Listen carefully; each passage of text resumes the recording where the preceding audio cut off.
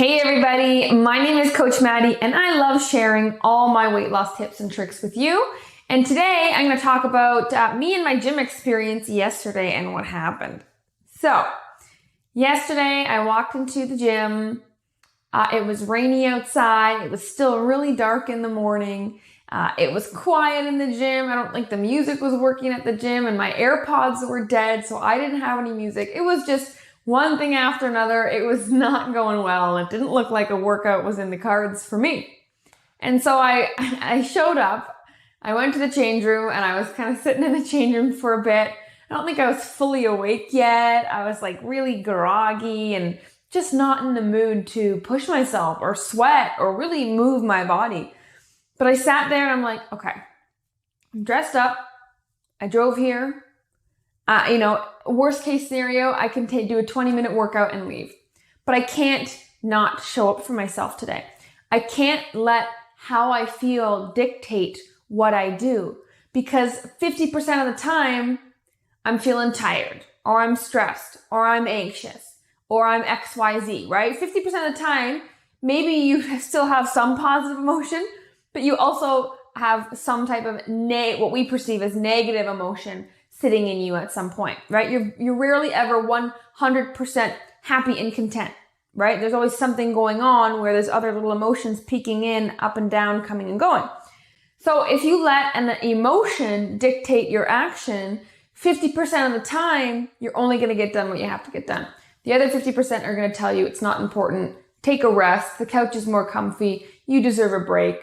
It'll be there tomorrow. All that kind of stuff and self-talk that we do. So, in that moment, as much as I didn't feel like working out, I also said, just because I don't feel like it doesn't mean that is my answer, right? What is the right thing to do? And one of the best techniques that I've used to stay consistent in my weight loss journey is play every scenario out in my head. And so I played out the scenario of, what if I did work out? What if I did work out right now? And I played it out and I was like, okay, it's going to suck for like the first couple sets. I'm going to want to leave, 10 minutes it takes for me to warm up. It's going to be even harder. My breath is going to be really heavy for those first 10 minutes. But then I'm going to finish my workout in about 20, 30 minutes.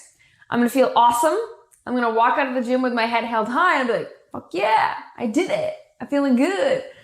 And that's worth it. And that's a pretty good outcome. Okay, so that's option number one, right? A little bit of pain in the beginning, but in about 30, 40 minutes time, I'm going to be wide awake. I'm going to feel awesome. My blood is pumping and I'm kind of ready to start my day.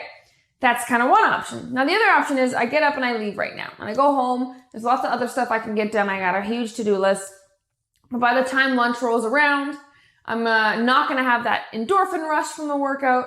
I'm going to start feeling guilty and lazy that I didn't go through it because I knew I should have.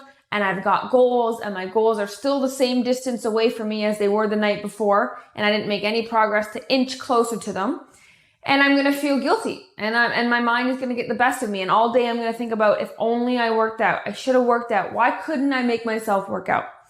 And I take that exact same principle and I apply it towards food, right? When I am eating, or someone else is eating around me and I feel like overindulging, or I know there's something that I don't need at the moment, right? We don't need cake. We don't need chips, but we want them because we're not going to drop dead if we don't have them.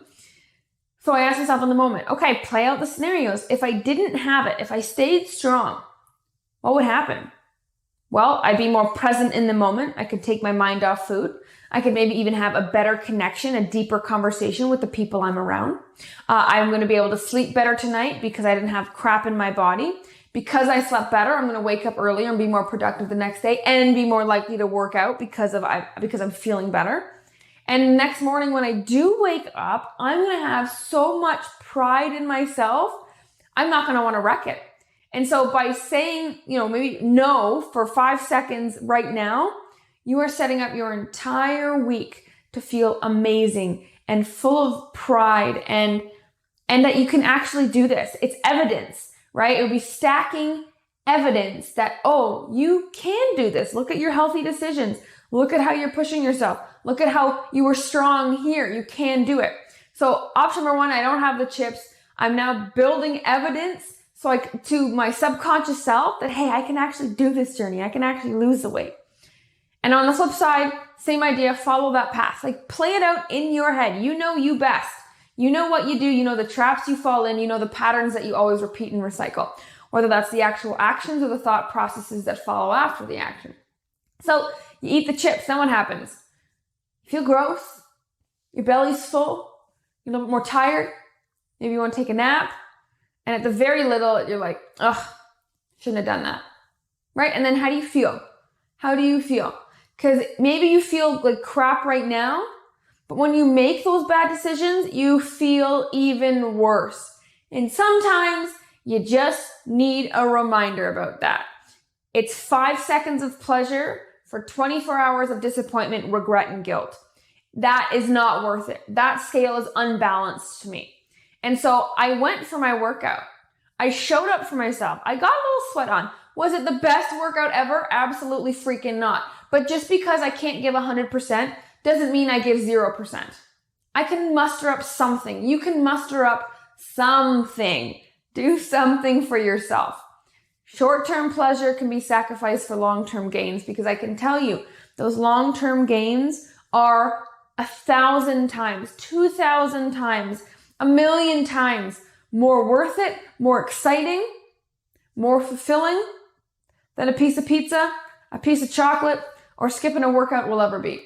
So I'm here to tell you that even though, it might seem like I'm the one, I'm perfect, or I've got the perfect fit life and I've got it all figured out. I don't. I still struggle. I still struggle to get motivated to do things, to want to work out all the time, to want to eat healthy all the time, to not want to drown my emotions in food sometimes. I still battle with that. I'm not perfect, but I'm also more equipped to go into war with myself. I'm also more equipped with the right mental weapons to take on those battles so they don't fatigue me, they don't wear me out, and they don't win. I win. I win those battles. But you got to show up for yourself more to increase the probability of you actually winning those battles.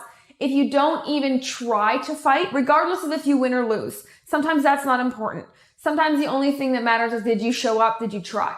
If you don't even try to fight because you failed so many times, you think you're just doomed to repeat the same cycle over and over again, right? Every night at 9 o'clock, I want to eat some ice cream and I'd eat ice cream, right? If you keep fulfilling that prophecy, it's never going to change. If you keep trying to fight it and it still happens, that's still different. That's still different. And that's still you trying. And that's still you getting closer to your goals, whether you see it or not, right? The scale moving, always being perfect, those are not always the best indicators of progress. They're really, really not. And so please do not let how you are feeling in the moment make you make a permanent decision.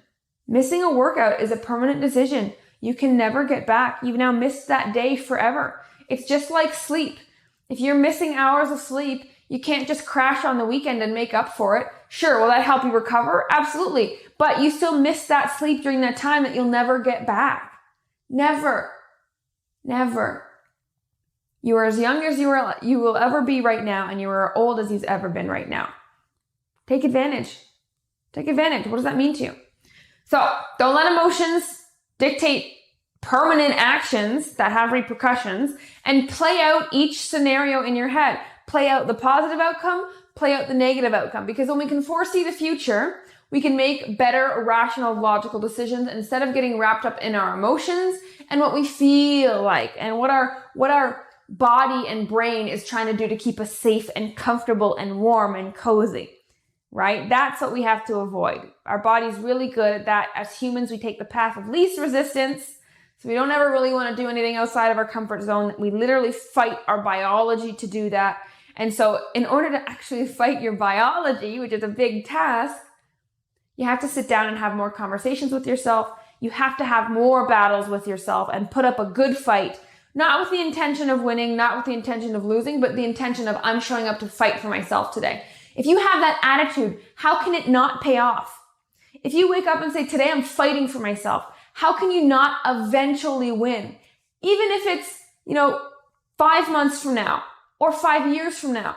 If you wake up with that attitude every day, how can you win? You just have to be patient. And most women are not patient because we don't see the bigger picture. We don't see the bigger picture of, I'm building a lifestyle and habits, and I've spent my entire life building bad habits. practicing bad habits, creating automatic bad thoughts, bad solutions, bad patterns. So it will take a while to rewire them, to unprogram yourself and build new habits. So show up for yourself every day, even if it's not obvious that it's paying off, because I promise you that it is.